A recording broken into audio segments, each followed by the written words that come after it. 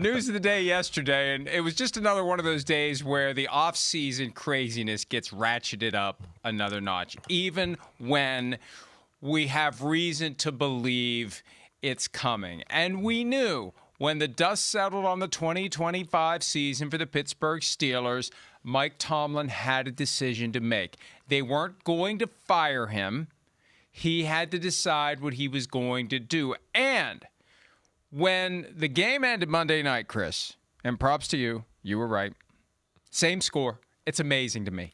The same freaking score as the last time the Texans and the Steelers played, 30-6. Is that the Texans crazy? manhandled the Steelers. That's the final score on Monday night. That's nuts. It is. But when Tomlin was asked about his future after the game, he actually answered the question. He didn't turn and walk off, which is what he had done the last time the Steelers lost a playoff game 2 years earlier in Buffalo. Right. There was a question about his contract, and the reporter got half the question out, and he just left. Yep, remember that. This time around, he says, I'm not in that mindset right now. It's like, he's going to be in that mindset soon. Let's find out what he does. And the fact that it all happened the next day tells you he already knew what he was going to do.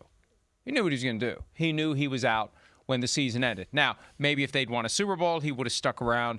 But yesterday was engineered and manicured and pre-planned, and we knew it was coming. Remember, I said within the past week or so, there were enough people on TV who were talking about him stepping away and going to TV, that it wasn't just, hey, here's an idea that I cooked up while I was eating breakfast this morning. People were saying things without officially reporting them, and that happens a lot in this business. I do it, others do it. I do it too. We know things, but we can't report them, so this is what we say, and then we look like geniuses, and then we can retweet somebody saying, oh, those been saying this for weeks. Well, yeah, because we kind of knew. That's why.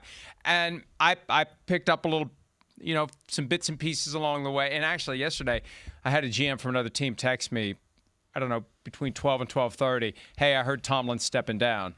And so I started to try to confirm it because I thought it was too big to just say, hey, I just heard from a GM with another team, Tomlin stepping down. I wanted to nail it down.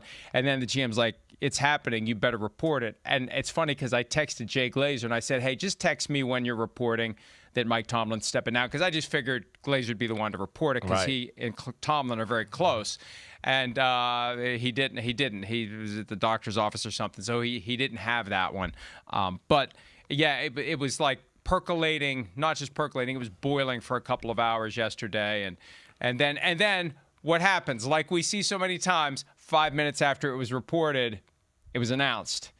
Like so much of what we see. And, hey, it was a juicy nugget that people knew about and nobody reported it, and it finally got reported 5 minutes before Art Rooney II issued the statement that Mike Tomlin is out after 19 seasons on the job. The third head coach the team has had since 1969.